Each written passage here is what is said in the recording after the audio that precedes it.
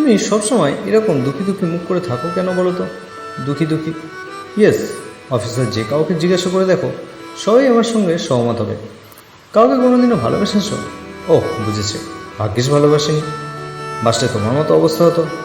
কথাটা বলে হাসতে হাসতে ক্যান্টিন থেকে বেরিয়ে যায় অর্ক। তার চলে যাওয়ার দিকে অপলক দৃষ্টিতে তাকিয়ে থাকে শ্রবণা। এমন সময় প্রিয়া এসে আলতো করে হাত রাখে তার কাঁধে।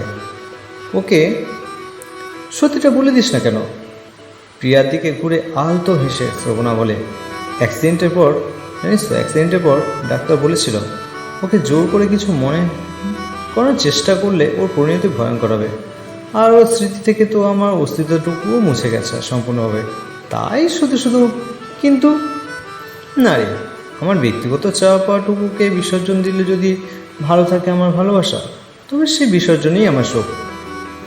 আচ্ছা, বিসর্জনের পরেও কিন্তু আবার নতুন করে আগমনীর গান বাজে। দরজার কাছ থেকে কথাগুলো আচমকা ধেয়ে আসতেই অবাক হয়ে সেদিকে ঘুরে তাকায় শ্রবণা। দেখে ওর প্রিয় চকলেটের বাক্স হাতে দাঁড়িয়ে রয়েছে অর্ক। ঠোঁটের কোণায় এক অন্যরকম হাসি তার, যে হাসিটা শ্রবণার বড্ড চেনা।